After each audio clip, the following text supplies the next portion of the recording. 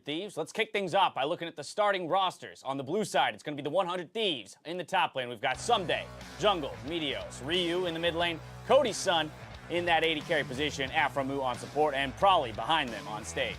They lost yesterday to FlyQuest, looking to pick up a win today. On the other side, though, is the Golden Guardians, still looking for that first win. We have Laurel in the top lane, Contracts in the jungle, High and Mid, Deathly and Matt in the bottom lane with Coach Tyler. But as you said, just yesterday, suffering a loss for 100 Thieves, so both of these teams looking to kind of rebound off of day one from the week. Yeah, and Golden Guardians showed some signs of life versus Echo Fox. They had really good team fighting, I would say, overall. It was a little weird because, you know, they get this huge lead versus Echo Fox, or if they fall behind versus Echo Fox, and Echo Fox gets a little loose with their play, and then Golden Guardians starts winning. Camille's huge for Lorlo, and it felt like they might have control of that game before losing it. Yeah, Golden Guardians needs to combine their early games from week 2 with their late games from week 4, and then maybe they'd be able to come up with the win. And I think compositionally, since we're going to be covering the draft, they're looking for high synergy team composition. So since they haven't really been able to abuse lane matchups, it's more about getting lane matchups that can neutralize and then having a stronger team fight. I think that's kind of their best path to victory. It's what Optic has started to try and focus on a little bit in a few of their wins, and I think it'll be a good game plan for the Guardians as well. Right, kind of taking a page out of FlyQuest book, right? Maybe the Galio comes in like it did yesterday, paired with something that can help engage and really start those team fights. And this all seems possible against 100 Thieves, who took a tough loss yesterday against FlyQuest. Yeah, 100 Thieves have been a little lackluster despite what has been a over 500 win rate. It's just they tend to win in not super impressive ways where they're struggling the whole time. Cody Sun's misplaying a little bit and then turns it on in the last couple fights. So they need to have some convincing wins. And against Golden Guardians, who they're a heavy favorite against, you would want to see them kind of smash this game quickly. Right, they're currently sitting in playoff position, Jap, but you struggle to say they look definitively like a playoff team, like they've already secured their spot to some degree, right? Yeah. As, of course, we move into champions, like Galio hits the ban table right away, really no surprises there. Yeah, that's what they lost to yesterday. It's also what Golden Guardians played yesterday, and I wonder if 100 Thieves will change their strategy that much, because in most of their games, it feels like they are trying to draft heavily counter-pick focused, with less of an eye towards the full team composition. When we hear Prolly talk in some of his interviews as well, he's very into getting the players on things that they will be able to play. And because he knows even if you have the perfect team composition, if your players aren't comfortable, it's not going to work. So I wonder if they're pushing a little bit away from that or if they keep going. Yeah, I've heard from him. He talks about League of Legends being an emotion-driven and feeling-driven game. You can really see the difference when a player's on a champion they're comfortable with and they feel they are in tune with, as compared to one they're not so practiced on. Yeah, absolutely. I mean, the amount of times I was listening to player comms when we were drafting and you would hear someone say, yeah, that works, but I feel like I can play this matchup better. Even if it is a slightly worse matchup on paper, you are more familiar with that matchup. All right, the bans are out on the table. We got that Rise ban coming through, the GP ban coming through, so no blind pick there. What are we thinking? 100 Thieves, they gonna lock in that sedge? This is interesting because usually when you see Rise and Zoe banned, like we did last game, you'd see the Azir lock really early on. You are playing against High, which I think is one of the reasons that you're just not too concerned about. Or you're okay leaving Azir up because you don't think Azir's gonna be any good. Well, right, that's what I'm saying, is High is not known. He has a great Orianna, he can play control mages, but in terms of just being a monster in front-to-back team fighting, that's usually not how you're concerned about losing to Golden Guardians. I mean, High is most effective when he's getting these roams to side lanes. He did this all the time. Even when he was on Assassins way back in Season 4, he would often go and find kills in side lanes. So if you're just saying, hey, play Azir and try and beat me in the mid lane, that's not exactly their playstyle. The importance of understanding your opponents in Champion Select gives you some more strategic options. The Kog'Maw's locked in as the first pick here for Golden Guardians. Still 10 seconds left on the second pick. Yeah. Possibly that Camille in the top lane. That's super interesting that they're blind picking Camille. I think at this point you could actually consider Camille a flex pick. The jungle? Yeah, because you have seen a lot of Camille in the jungle, and I think blinding a top laner this early, especially one like Camille, pretty unwise, honestly. I mean, some people feel more comfortable with it. Someday doesn't actually play like the craziest counter picks out there. Yeah. So if you're thinking, there's that Azir. Yeah. So, I mean, kind of following along the lines of what you said, expecting High to forego that option, lets them pull it in the second rotation. We'll see what the third pick is to close out phase 1 for 100 Thieves. Yeah, we're going to have to pick if they want to match top or AD carry here. Yeah, I think it's AD carry because there's already an AD carry lock. They only have one choice here. You don't even know if Camille's going to be top, and Kallista's banned, so if they don't pick Ezreal, it's pretty simple to just ban probably something like Ezreal Varus. Or Tristana, yeah, if you want to do something well. like that. Oh, yeah. And there's the Orianna we were talking about. That's one of High's best champions. We talk about how great he is in side lanes and these kinds of things, but Orianna has that ability in a team fight to just find the right moment, which is something High always feels like he has the ability to do. He sees plays that other people don't, so that's a great champion for him when you're going for a more team fight focused composition. Okay, well the top lane bans start coming through for Golden Guardians. Jace off the table, so suggesting that they do want to find an advantageous matchup for Lolo, at least protect him if he is going to be on that Camille. Yeah, and I want to see as well if we're going to get tank jungle bans right here, like a Zac and a Jarvan if they really wanted to, or if they just don't care, and instead they would want to ban out Matt's supports. You never really know where 100 Thieves is going to go with their team comp. It's with the rise of Skarner, it does feel a little weird to try and pinch the jungle pool with no bans in the first round, because you ban, let's say, Zac J4. It's like, great, now he takes Skarner, and you didn't really get a huge advantage that you could have had before when there's only 3 premier picks. Right, so definitely leaning on ban phase 1 to influence ban phase 2 here. The Fiora comes through, so double top lane bans for Golden Guardians. One more response from 100 Thieves before we see the next picks. See if I mean, I think you would assume another support ban, right? Just continue to pinch that pool a bit. You would think Tom Kench, if it's going to be paired up with the immobile Kog'Maw, if that's what they are, kind of keep banning away with. Well, you really don't want to pick support too hard because they haven't picked a support themselves, and Golden Guardians will get first choice at it. So I think just getting rid of Braum may leave the door open for Ornn. If I'm thinking about what 100 Thieves does on the back end of the pick as kind of the lone support ban. Yeah, the Rengar. Really interesting here. Yeah, the Rengar ban feels more like, well, we really don't want them to get the Ori Rengar combo off and destroy mid lane, which is still fearsome. So you can kind of understand what they're thinking there. Perhaps a support Chen coming in from that. Still don't know where everyone's going.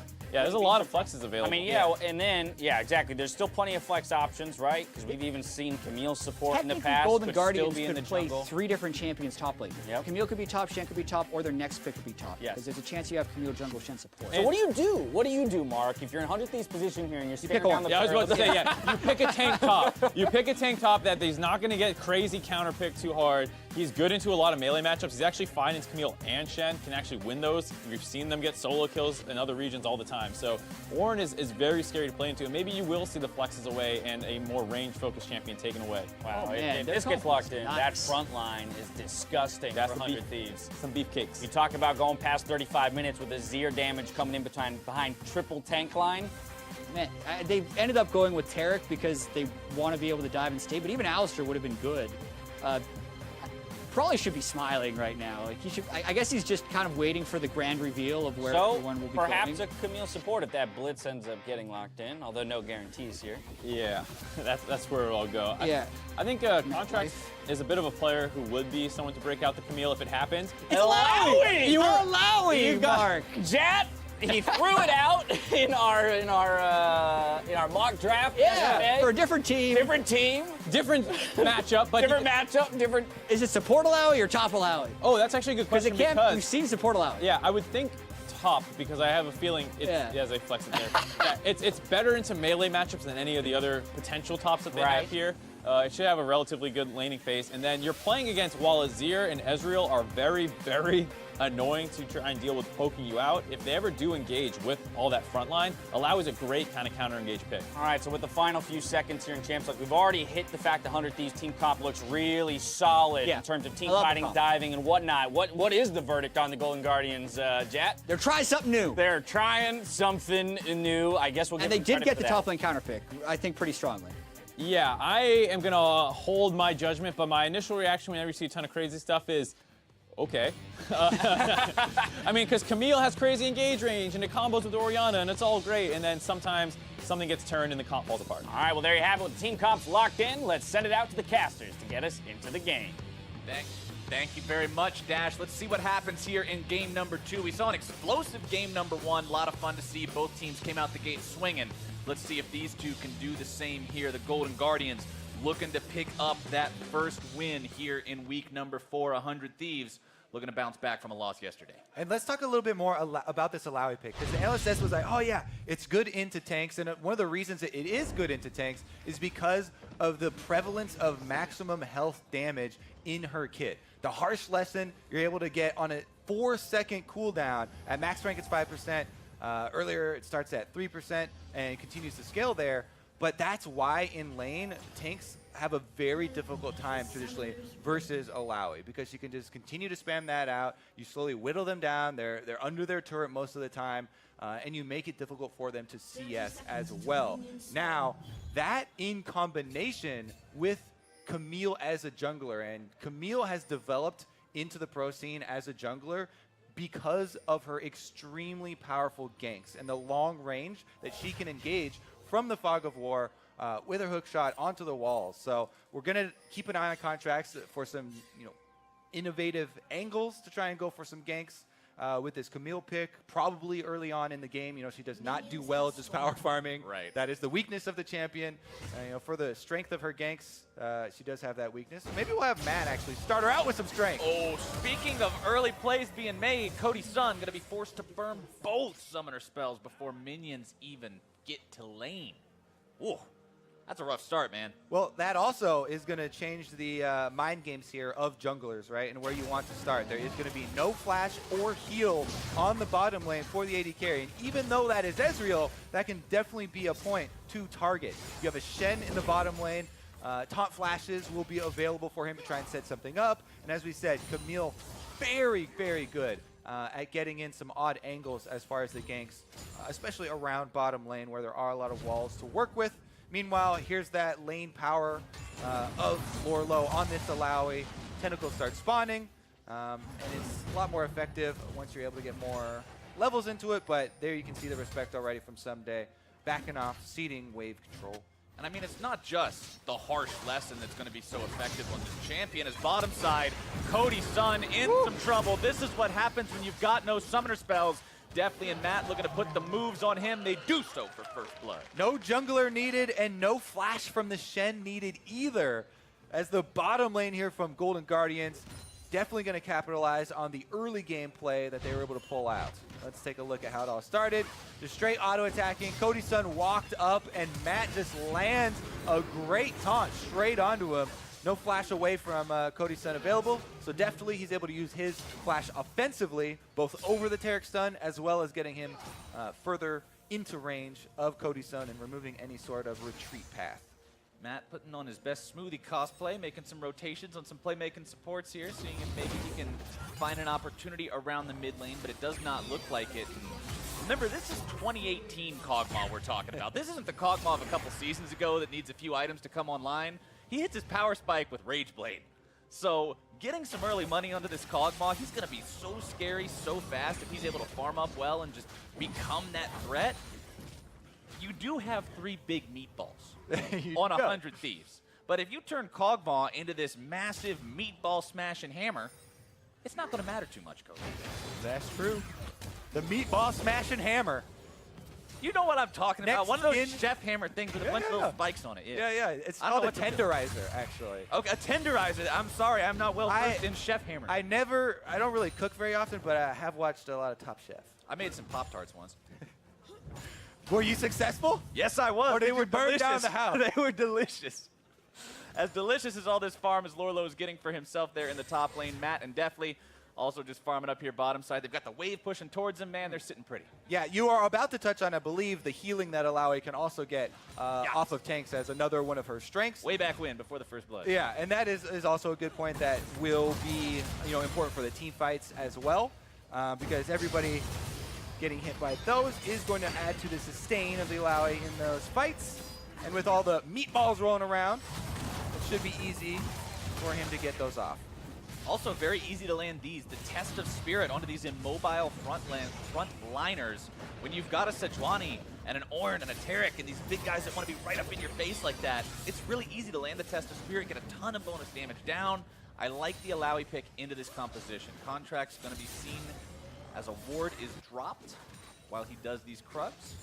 Yep, Meteos going to be able to track him further. Definitely very powerful against the Camille, like we talked about, trying to get off any sort of early plays. Meteos definitely very highly prioritizes the vision game early on and getting deep wards onto camp spawns. Oftentimes we'll see people, ward out the river or entrances from the jungle, but he really loves to go for the actual camp spawn so that you get to see when they're taking the camp, and then you just use that and the minute 20-second timer to be able to figure out where they're going next. Here he is, going next down to the bottom side, though. All right, let's see what he can do here. Definitely. Remember, no flash available for the AD carry of the Golden Guardians, and that will seal his fate. Tied up 1-1 now. Your flash also punishable. Cody Sun used it offensively to get their first blood, but Meteos come down to the bottom side and makes him pay for that one, getting it back. And that's going to tie this game up in terms of kills, but it puts 100 Thieves up to a couple hundred gold in terms of a lead that they've got for themselves, thanks to the farm advantages there in the bottom lane and the mid lane. Let's see how they did it one more time. There we go. Meteos going to walk by. Even though there's this control ward, doesn't matter because Aframu sets it up. Flash from Aframu, flash from Meteos, just to make sure they're able to get right on top of them, and they will be able to land that stun. All right, so evening up a little bit of that going on down there in bottom lane. The problem is, well, potential problem for 100 Thieves. The kill that went over for first blood went to Deafy on the Kog'Maw. The kill that was made in return went on to Meteos' Sejuani. Not quite the person you would like to see having it. You'd rather have that on Cody Sun, get that Ezreal going, make sure the carry's got plenty of damage, because what I was talking about with those 3 meatballs, that means you've only got 2 real damage dealers. So if Cody or Ryu falls too far behind the pace of the game and they aren't able to deal enough damage, the rest of the team will not really make up for that. These two have to be hitting hard. Meanwhile, Contracts, even though he has a control ward in the Pixel Brush, seen walking in there. And I was living a little bit in the past of the 1 minute 20 seconds. Of course, now it's the 2:30. But we are going to have the blue handoff towards the Orianna. For mid lane, High is down in CS. Has been pressured quite a lot recently just by 1v1s of the other mid laners. And Azir, Ryu here definitely trying to make use. He'll also get his blue buff handed off as Meteos doing his duty as a jungler. Able to even that one up. Every time we pan up topside, it's always Lorlo ripping the spirit out of this Ornn. And there comes your leap of faith to apply even further punishment. Someday getting himself back, but he'll still lose about half HP from that one. Alawi not having that tool does open him up to a potential gank in the future, though. He's very far forward a lot of the time, and normally it's the threat of that ulti that keeps junglers at bay. Yeah, the threat of the ulti and the threat of the 1v2 is definitely the scariest part. Because that's embarrassing if you go for the gank on the Alawi and aren't able to dodge, and she does get her healing off. But that, as well as some deep vision or the whereabouts of Contracts, is also going to keep them honest. So here we go, level 6 Camille now. The ganks become even more threatening. Going for Ryu, immediately ulted up the turret. Nice Rima shuffle, but there comes your Hex Tech ultimatum. It's still enough. Contracts grabbing himself a kill. Contracts making use of a couple different mechanics right there. The most flashy was the shot right onto the wall and then flashing immediately onto Ryu's head so that there was no possible recourse. And they do finish up the kill as quickly as possible so he doesn't die to tower damage. That was all with Contracts, walking right by that control ward in the river, and Ryu seeing him come in. He was planning on the counterplay of his ult under turret was going to be enough, but not so there, as Contracts immediately answered with the ult of his own and secured that kill for themselves. Let's see what's going on bottom lane as Aframu and Cody Sun seem to have control for the time being, shoving this wave up into the turret of Matt and Deathly. What started off looking like a bottom lane that would potentially go heavily in the favor of Golden Guardians, especially after they got the first blood, they had Cody's double summoners down, has honestly just broken even between these two duos.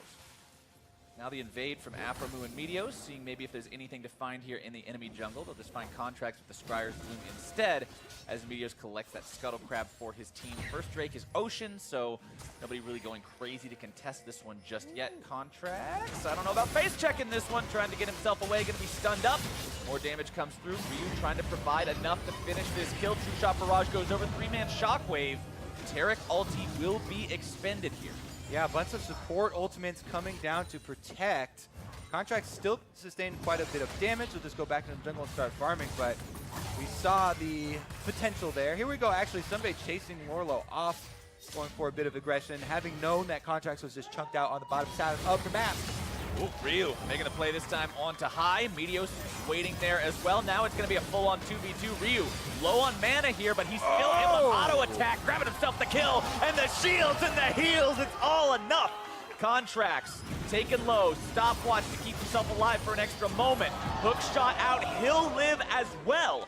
Meteos still thinking about maybe trying to chase this one down. Doesn't have a flash available. Flash cone is up. Contracts goes over the wall. Meteos cannot chase, and two different players breathing heavy after that one. Yeah, stopwatches there, saving a little bit of extra time. Ryu does live, and Hai gonna have to pay for that one himself. He has caught up very easily in farm, but here we go. Meteos was waiting in the river. They go for the pincer movements onto him, and even though the stopwatch buys time for contracts to get there, they get Ryu extremely low. Not quite enough, and they're able to finish off Hai. The extra shield coming in from Afromu as well as he came up the river and buying enough time. So clutch from Afro there. Yep, and then we have the other save from the other support. Matt comes in, gets the taunt on Afromu, and contracts slips out. Both of these supports putting in work here today, making sure they keep those teammates alive. Matt and Deftly, again, just trying to farm up as much as they can here in the bottom lane, get the Kog'Maw to that Rage Blade, that first item that makes such a difference on this champion and his overall damage output. But not really any reason for them to fight, especially considering there's so much going on around the map between these two teams so far, especially if you're on the side of Golden Guardians. At any moment, Matt might need to disappear with the Stand United, and you don't want to be in a spot where that leaves Deftly in the wrong place. Yeah, it's interesting because while Shen is a support where you'd love to have him be able to freely ult the other lanes and make plays with a jungler or a top laner or something, Taric, being on the other side, is definitely a very powerful dive tool. As the 100 Thieves sweep in, Meteos is going to start up this dragon. Here comes Contracts and Hai, though. They might have something to say about it. Oh, this is going to turn into a full-on brawl here. Meteos dropping the ulti there onto Contract. Shockwave going to be used, and it's Hai who takes the Drake of all people as the fight breaks out. Taric ulti used here. Matt, the target at the start. Cody's son, Afromu, and Ryu now looking to make the play over here onto Deftly. Dropping him below half HP. More damage comes in. The Shurima Shuffle will shut him down as Ryu grabs the kill for himself. They'll pick the blue buff up as well. Golden Guardians may have grabbed themselves the Drake, but they will lose their 80 carry for it as that monster in the jungle becomes just a little bit too impatient, but it'll still be taken away by 100. Yeah, definitely didn't see that one coming. Holds onto his flash, tries to just get out with a little bit greedier use, only using the heal for the speed boost, and they eventually collapse and do get him. Very good steal there by Hai, and Meteos probably feeling pretty bad about that one, but you got to shake that off because Golden Guardians right back onto the field. They're not giving you any time to breathe. Hai roaming up here with Contracts. Let's see if the Guardians can make it happen in the top side. Sunday trying to get himself away as fast as he can. Can't get the second part of the Ornn ulti off, but he will get away with his life. The Tentacle tries to smack him on the way out, but not enough. Yep, Alawi gonna take her toll. Tank matchup easy enough. Lorlo finally able to take down the turret, and that is first turret bonus gold over to the Golden Guardian. Here's the turnaround. Meteos lands the stun into the stun from Afromu, but Shockwave. Oh, that was so close there. Smite from Meteos. I'm looking at him level 8. Should do 570 true damage, and I didn't even see a 570 show up. No. So Hai was able to get that one. Smite did go down, and there's the kill onto Deftly as they were able to chase it down with the flash. Very close game so far between these two. It's a kill advantage for 100 Thieves, but it's a super slight gold advantage for Golden Guardians thanks to the fact they've got themselves that turret. 148 farm on Lorlo's Alawi compared to the 112 on Sunday's Ornn. And Lorlo is a guy who a lot of people, when they're looking at some of the more recent Golden Guardians losses, people are saying Lorlo's the one who's doing the best out of everybody on the team. I've been seeing a lot of just fan comments and general community reaction saying Lorlo's the guy that looks like he's doing what he needs to be doing the most on this Golden Guardians roster. Well, he's definitely doing Alawi things, beating up on tanks, what Alawi loves. We did have Someday rushing the Frozen Heart and tons of armor, whereas Lorlo got a pretty early completion on his Black Cleaver. That obviously is going to help out with the shredding of those tanks, trying to take down most of what he's built up. Once he gets the Sterix Gauge and the Death's Dance, those items that are pretty iconic for Alawi, he becomes this just massive threat in the middle of every team fight that has to be dealt with. Yeah, it pretty much has to be 100 Thieves kiting out the ultimate, because unless Ryu gets free time just pure DPSing him down, like that's the only one who's really going to be able to make a dent in Alawi, because Alawi's going to be healing off of all those meatballs we talked about, tanks that are in the fight, surrounding them, tenderizing those suckers, and it's gonna be difficult. So they probably would want to go with the kiting option unless they catch someone out of position or try and move around the territory that the battle is actually going to take place on. You almost always want some sort of applicator for Grievous Wounds as well, whether it's a Mortal Reminder on your Ezreal or a Morello Namicon on your Azir. Stopping the healing from that Alawi can be the difference between winning and losing a team fight if she's trying to rampage through everybody at the same time with the ulti. But the game deadlocked in terms of gold between these two squads as Meteos and Ryu move into the enemy jungle, clear out a little bit of vision. Not finding anybody just yet. I mean, they know that they're there because they're killing the wards, but oh, they're going for it. All right, now looking to make the play here. Contract's going to be ulted by that Shen. Meteos, stopwatch, but it's only going to buy him a couple of seconds. Contract grabs the kill. Well done. You can see Contract's back up, so he got a little bit more time to see the ultimate. Uses his ultimate and the couple of untargetable frames there that Camille does get during her Hextech ultimatum to dodge the Sejuani ultimate, make it a very stylish and very clean kill. Then they're able to use that kill to take down mid turret with Rip Herald, and the Golden Guardians in control of this game at 16.5 minions. Here goes Lorla ulting on Someday, though. Orlo's saying, you don't start the fight on me. We start these fights when I say we start these fights. Someday has to retreat from that one. Yeah, I mean, Alawi is usually okay with tanks starting fights on her because she then gets to finish them. All right. I'll concede that point. You can start the fight, but you don't get to end it. It ends on Alawi terms only, and those terms where Someday has to run the hell away. 27.8 thousand to 29.3 thousand gold. The Golden Guardians, the lead's getting bigger. They're getting things done. That's what this team wants to do. We've seen this team, Kobe, so far this split, have some amazing early games and some poor mid-game decision-making that then lost in the advantages they built early. And we've seen some poor early games with some mid-game comebacks that sadly weren't enough because of the early game deficit. What this team needs is the ability to just put it all together into that coherent package, have both elements go correct at the same time, and they can get themselves to the board. Well, they definitely just had a very coherent mid lane play that was onto Meteos, where they utilized the Shen Stand United, Shockwave in addition to the Shockwave delivery from Contracts. So very nice usage there. But again, you're talking about mainly objective control now as we move into the mid stages of this game.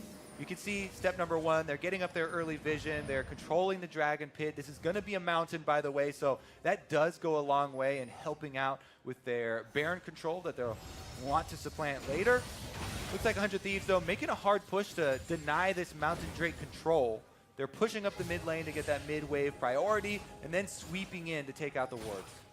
Like this plan from 100 Thieves, seems coherent. Seems like they're midden on a mission, but can they complete that mission? Or is Cody's son going to find himself in a rough spot? Matt getting the taunt. Not really going to be able to get a lot done with it, though. Contracts jumping in, looking to start this fight off with a shuffle. But Ryu, the one who's caught out and blasted down. The timings here on the engage was so incredibly good. Contracts, another very, very good Hextech ultimatum there. Able to deliver the Shockwave yet again, and they finish the kill before Taric ultimate comes down. That was just great execution from the Golden Guardians, securing another kill and another objective. The Guardians are showing up today, Kobe. These guys want to get themselves that first win of the split. They're currently up about 3,000 gold. They got 2 Drakes under their belt. They've got the tempo in the game. It's looking good. If you think about the story of these players as well, when people first saw the team put together, they were initially thinking Contracts and High, coming together for some early game plays, really coordinating themselves. Now we're seeing some of Contracts' mechanics on display here. Bunch of good dodges from him on ultimate abilities. Able to utilize the mobility here of Camille to deliver shockwaves. Now they're caught, though. Contracts. Got to be careful about getting stunned up and chain CC. Nice shockwave to keep him protected.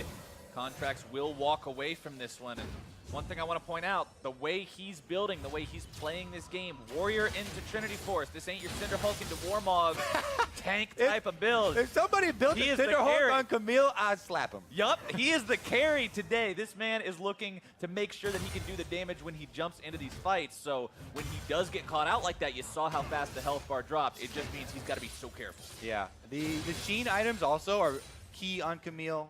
They work so incredibly well with her Q, you know, being able to transfer them into true damage. I believe that's still true as far as the conversion from Precision's protocol.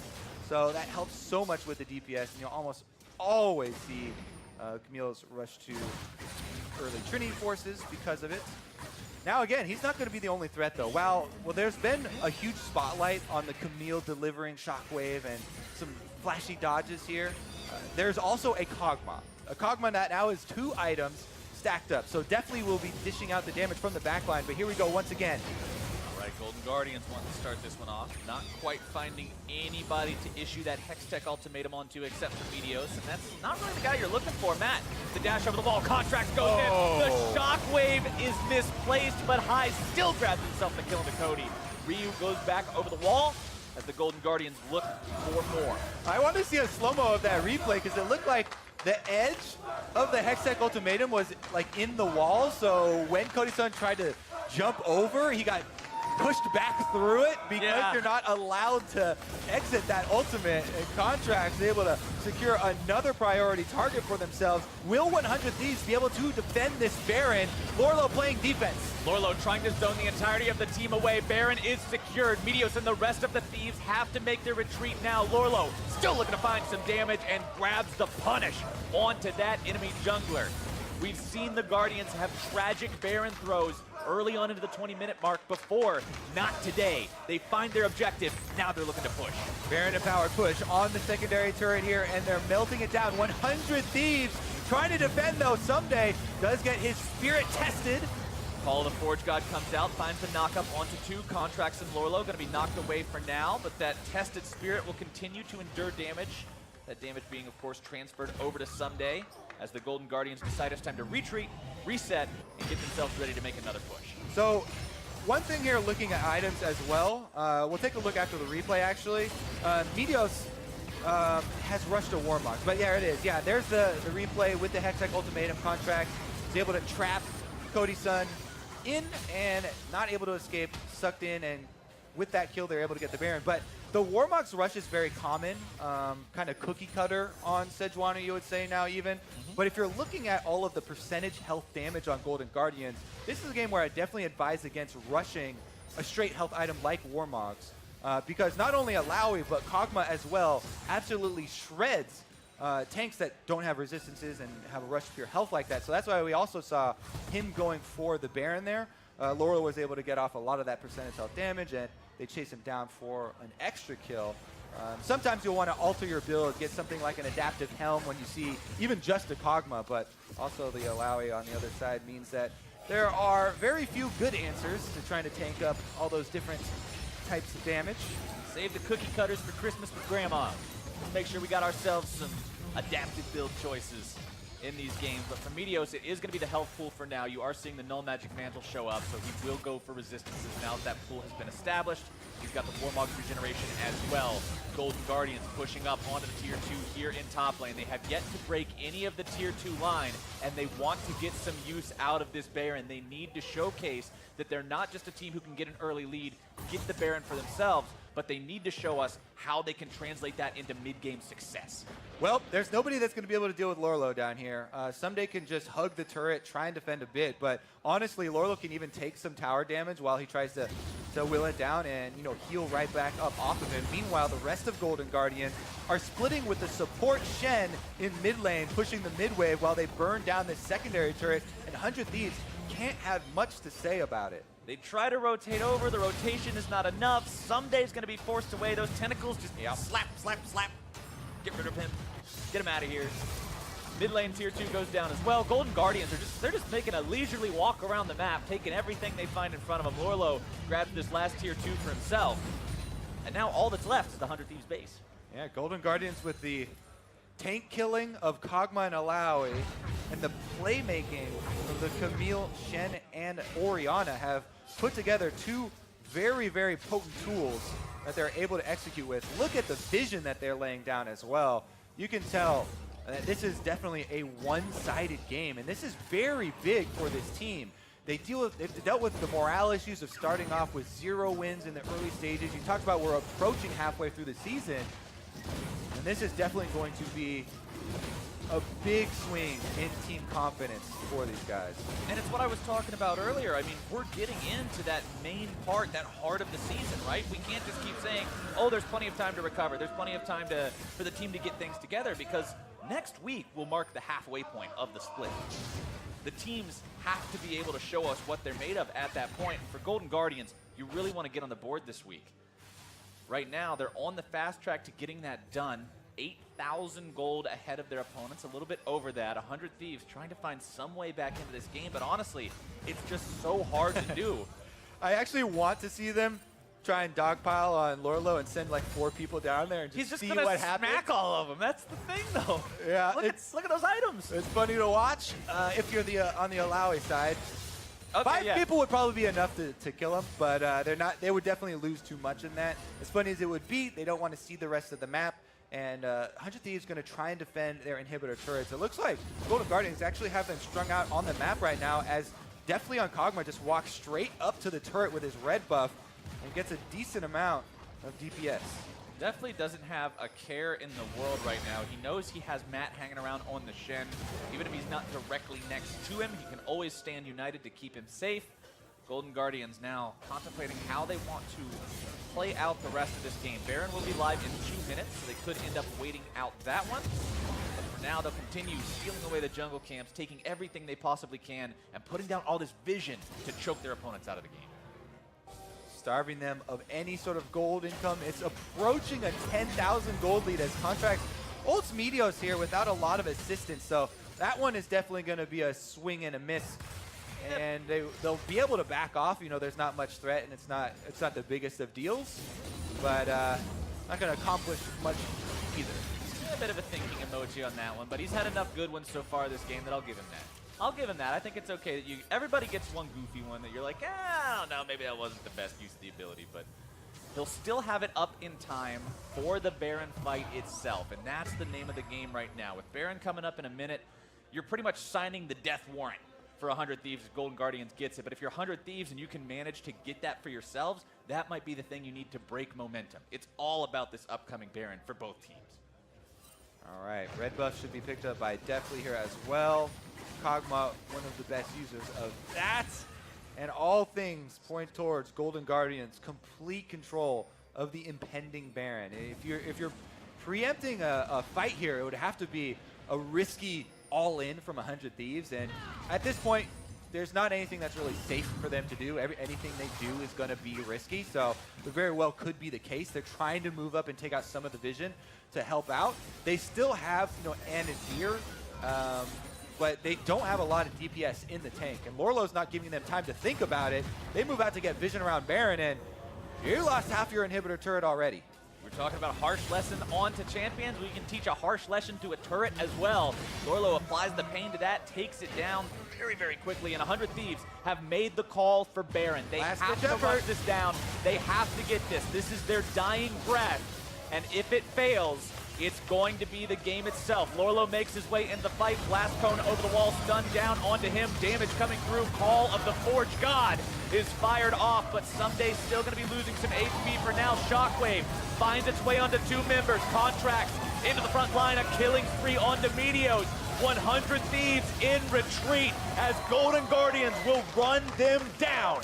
Someday barely keeping himself alive. Contracts will be left to collect his 300 gold from Afro Move as the fight goes entirely the way of the Golden Guardians, who are now poised to win this game. And it looks like they're going to take the Baron without Contracts. Now they're waiting for him to come around just in case. They don't want any weird skill shot coming from out of the blue, I guess, to steal that one. Cody's son. They are up against an Ezreal. His ultimate just came up. Must be careful. Yeah, they didn't know that it was still on cooldown, but they do wait around. Now that is Baron buff empowering this first victory of the season for Golden Guardians. They have an open door into the enemy base with Baron buff and a giant gold lead. Woo, long time waiting, but looks like it's coming. The team is doing things well today. I was having a conversation with one of my friends before the game started today, Kobe. I said, who do you think's gonna win? She said, Golden Guardians. I just feel it. Got that intuition. All right, well, Lorlo also feeling it. Blast comes into the middle. He's gonna immediately use that stopwatch to buy a little bit of time during the Taric ultimate. So Taric ultimate down, you see the immediate re-engage from Golden Guardians. Again, we're seeing some very good timings from them and some good coordination. I was able to shockwave to ensure that they were able to force the fight after Taric and vulnerability had gone down. And from then, they were able to chase in let's see them use the Baron buff. They've actually had some weird lane allocations with High on bottom side, but they're so far ahead it might not matter. This is just an Ocean Drake that's coming up in 45 seconds, and you don't want to give away much territory for that, but 100 Thieves are just looking for an area to get back into this game and catch somebody off guard. They might catch High, actually, with that weird positioning. 100 Thieves has to try to do something. High will be caught out here, taken down. Whoops-a-daisy. They expend quite a few ultimates, 3 of them to be exact, to get that kill, though, which means 100 Thieves are now in danger of losing more of their base.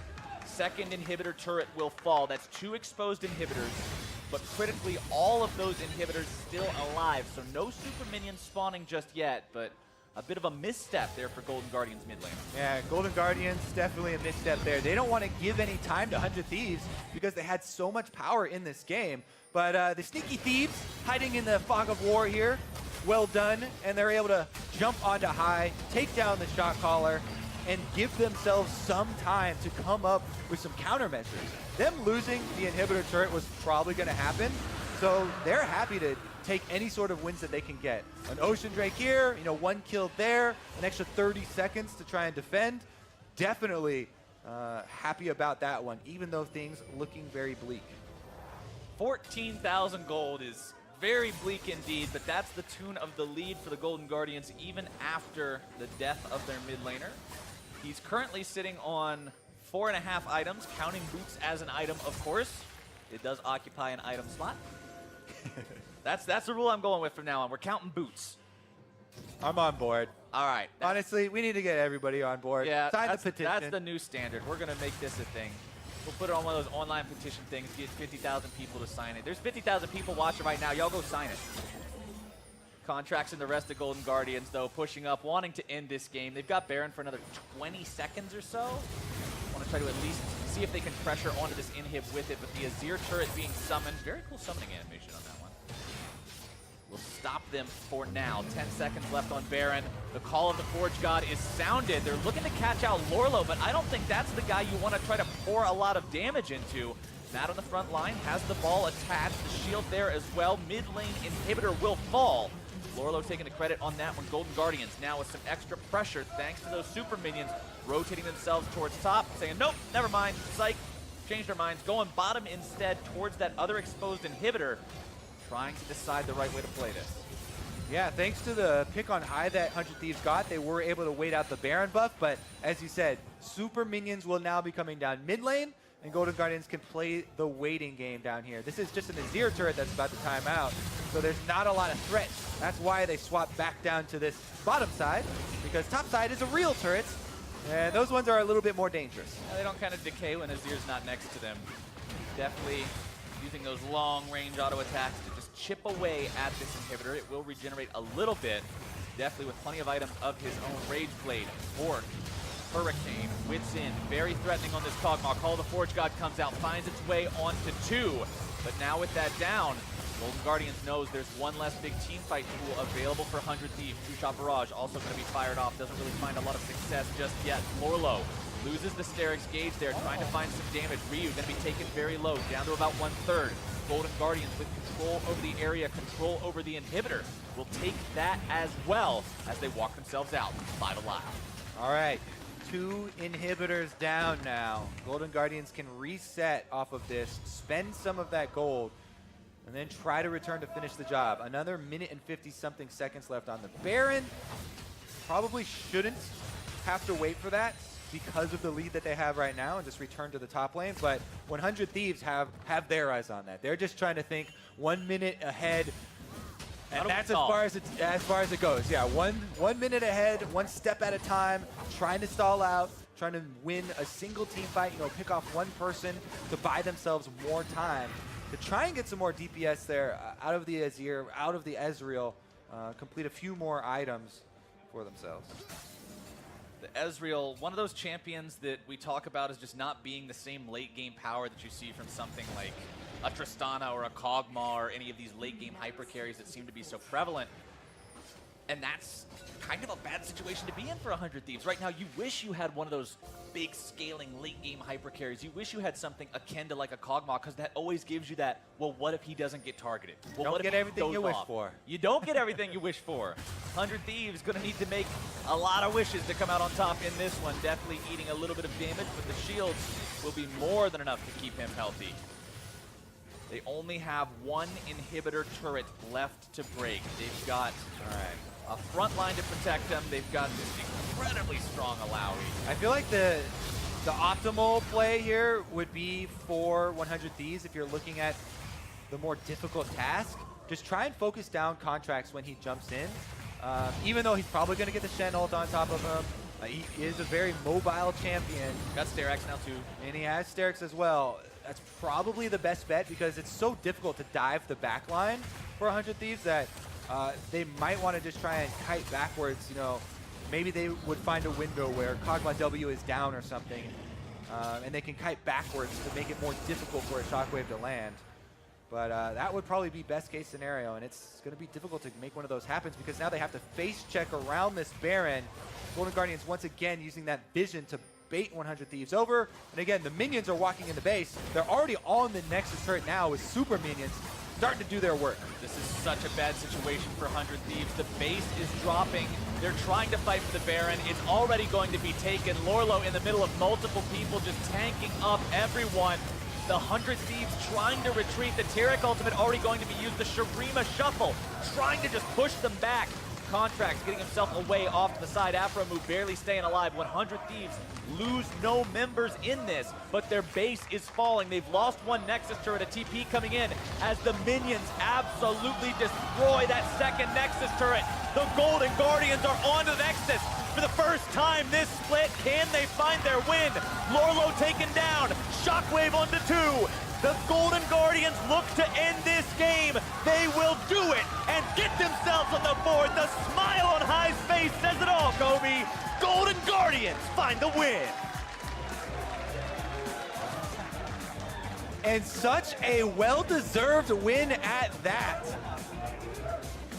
What a showing from this team. We've talked about the pieces of the puzzle needing to come together. We've talked about how the team has had early game successes, how they've had mid-game successes, how things just haven't fallen into place at the right time for them. And this game, it all came together. They worked as a team. They had a coherent plan, and they found that win. I really like the draft from Golden Guardians. A lot of answers for tanks with percentage health damage. They have Kog'Maw, they have Alawi.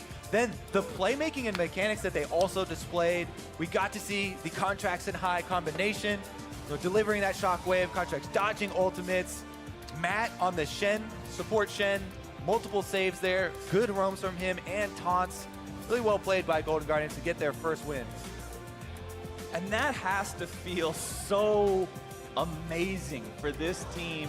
It took 4 weeks. It was a rough road getting there, but now you're at the point where you've got that first win. You've got that motivation. You've got that momentum saying, all right, this is what we've got to do. We found what works. Previously, the question was always, well, what's wrong with the Golden Guardians team? What's this roster not doing right? Where's the failures that are causing them to lose games like this? Now they've got their answer of, here's how you win. Now the question is, can you replicate this consistently? Can you turn this into the norm instead of what happened for the first 3 weeks? Yeah, and that's super difficult to do in League of Legends because there are so many moving parts. Definitely some positive stuff for them moving forward, though. You know, I'm happy to see the smiles on the players' faces. Whenever a team starts out like that, everybody's kind of rooting for them, right? They're the underdog of the entire league. You love the underdog. It's like, you watch Rocky, you got to cheer for Rocky, man. Rocky was the underdog. Nobody was being like, oh, man, Mr. T, he better shove Rocky down. But let's go ahead and send things down to Ovly and the Golden Guardians veteran in the mid lane. Thanks, guys. Hi, congratulations on Golden Guardians' first win of the split. This has got to be a big win for you guys. What does this victory mean to you and the team? We're on the scoreboard, dude, finally. So here we are. Now, whenever I see you guys sit down, all of you guys seem so happy and pumped. What was keeping up the morale for the team like? Well, we're all just really supportive of each other. We're doing our best to understand, you know, we're doing everything we can to get better. And if we keep the practice and the mentality that we have, the wins will come, as shown today. I felt like we played pretty well. We had a few mistakes, but I feel like we're getting better every week, and we're all pretty excited about that. You guys have actually had some pretty close games. Yesterday's game against Echo Fox actually went pretty well. Why do you think you guys weren't able to close out some of the earlier games? Well, in week 2, I think that's what you're referencing. We had like a 5K goal lead in both games, and we threw. That was just a lack of team synergy. We're kind of on different pages on everything, and as the weeks come through, we're getting better on understanding how everyone plays and working on our macro play and just working as a team, really. So, what can you tell me about your team's shot calling dynamic? I don't know. No shot callers? We'll keep it a secret. I don't know. All right, team secret, that's fair enough. But what can you tell me a bit about your draft phase? Well, I feel like a draft phase thing is kind of things that, we want to keep to ourselves. But, we go into having a plan of what we want to do, what champions we want to play, and what we're comfortable against. Sometimes they work out, sometimes they don't. Like yesterday, we had a plan, but it didn't really work out that well. But we felt like it was good, and I would say it's just sometimes that happens. All right, well, you're keeping all your secrets from me. I'll get them out of you eventually. But for the fans watching, what reasons can you give them? Why should they continue to believe in Golden Guardians and continue to cheer you guys on? Well, we're 1-7, so hopefully we get some underdog fans at least, People like rooting for last place, right? No one wants to root for the winners always, because that's kind of boring. So root for us. We'll do our best to get some wins for you guys. Thank you, and congratulations again on the win. Let's hear more about this game from the analyst desk.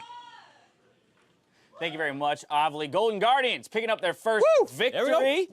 Moving to 1-7. I like the fact that High is keeping a little mystery around the strategy, how they entered into picks and bans, what the shot calling's like, because if we pull up the team comps, we had the fun opportunity of getting to run through Champ Select, but man, a lot of crazy stuff came out here. They early picked the Camille.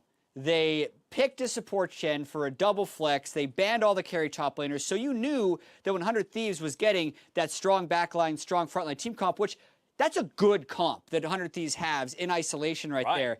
But pulling out that Alawi to give him winning top lane and then playing around the bottom mid side in the game is, I think, what won them this Yeah, I think that's important to know. It's like, yeah, you can have these crazy flex picks and you get a good matchup in the top side, but if you don't execute on the difficult parts of the comp, which are getting the Camille working, get the Shen working, then this game does not go nearly as well for them. But they have a really smart Shen plan where he taunts over the wall by himself blind, a little risky, but he's sitting there trying to wrap around and find an opportunity. They see Cody's son in this bot river and he says, all right, well, I'm just going to start wrapping around behind him. Yeah, and guys, when you're 0-7, it's time to take some risks. So they did the risk with pulling out the Alawi and saying they could play around it. That won them top lane. They did this move where Contracts roams down to get the early flash and not give Cody's son time to recall to win the bottom lane. Also on Cody's son to not get in taunt range if he's not going to expend flash as a Shen, because once that taunt lands, once you're flashless Ezreal at level 1, you're dead. So top lane's now destroyed. Bottom lane is now super far behind. You just only got the mid lane, and that's where Contracts ends up going next. The next place I want to go is to the Dragon Steals, because these seem to be plaguing the LCS, Chad. What's going on? Jack called it. He said the only way you get these upsets is you got to steal dragons. So there you go. High with the steal on that Orianna shockwave. 625 was the smite health for Meteos there. His smite did 575, so the 50 damage shockwave is what stole it. Right, but in all seriousness, the player that we got to point to is Contracts in this one, piloting that Camille to some great success. It really showed impressive understanding of all the mechanics. This is not just like, I saw someone play it in Korea a couple times because Spirit's been playing it a little bit. He actually does know this champion inside and out. That first one a little bit more standard, but here, outplaying what the enemy wants to do. Know he's going to want to throw that ultimate, sees the animation, jumps over it. Beautiful play by him. They have Matt coming in as well to join in all this attention that they're putting around snowballing this mid lane, and that's where they keep going over and over again. Yeah, and right here, luckily getting the Hex Tech ultimatum kind of in the wall, so Cody's son's E over just shoots him right back into melee range. Funnily enough, though, Contracts essentially 100 to 0s there because High's ult actually snaps back to him in that moment. He does get the Q move for the kill at the very end, but essentially 90% of Ezreal's health gone just to Camille. Yeah, if you guys are going to try this in Flex Q or something, make sure you get the E on the Camille before the ult because it will disjoint the ball midair. Right, but you know what's interesting is that's essentially that Rengar interaction, right? We saw the Rengar ban come through in phase carries 2 from 100 Thieves Yeah. to keep it away from that Ori Rengar combo. Still possible to execute with Camille, perhaps a little bit harder. But now what I want to do is I want to take a moment to go ahead and listen to the final sounds of the game as Golden Guardians pick up their first win. I'm in the base, guys. I'm in the base. Yeah, we're coming. Sam, you're by yourself. I think Sam can end it. I'm trying to end. Okay, we win. Let's go. Yeah, come in. End the game. Kill them. Kill these guys. Let's fucking go, baby! Let's fucking go! So there you have it. Some Feels very, very, excited. very happy players there. I mean, we were talking, Mark, about where would the wins be found for Golden Guardians throughout this split. They might be few and far between. How does this one stack up to what your expectations were for how they would find victory? I think people have always pointed to High and Contracts as being the 2 focal points for this team in getting ahead. It's very important to get a winning topside for Lorlo. He did get that matchup. That's important. But then the game was really won off those pickoffs that they kept finding in the mid lane. Because as you can see, that gold graph was pretty close until 18 minutes, and they didn't actually have that many winning lanes. So those early pickoffs helped stabilize the early game until the bigger plays came in later. Yeah, Camille was huge for Contracts. He had been performing pretty poor in a lot of their losses, and it feels great to have Golden Guardians get this first win, but Yeah, on the board. to be a bit of a Debbie Downer here, it's the one Classic win Chad. of the 7, right? So even during that game, when they were 10,000 gold up, 12,000 gold up with 2 inhibitors, they waited 2 minutes for Baron instead of pressuring the bottom inhibitor. Like, you're always wondering, can they end it? They were 15,000 gold up. Right. Like, they definitely showed improvement, and they are definitely not perpetual bottom dwellers, but they still have a long way to go I was about to go say, where this, they want to be. this win doesn't negate the steepness of the climb that they have to make if they have any, plans to be in that playoff picture even at the end of the split or above that 10th place position. You got one more till the end of the first round robin, and then you get to do it all over. And that game's against Optic. I'm really excited for that. Yeah. So it's a very winnable game against Optic. Where do you think Golden Guardians could find an edge? What from this game, since Optic is one of those slower-paced teams, could they carry over to find a win against Optic? I mean, I think what you saw CLG kind of do and focus around the top side, you can do again here, but do what they did where they give them a good matchup, but they didn't go top. They didn't snowball the Alawi. They just said, Alawi wins that lane. Great, let her do that, and then we're going to do other things. So I'd like to see a similar approach to that against Optic. All right, I love it. Up next, TSM and CLG add another installment to their long-standing rivalry. We'll see you here after the break.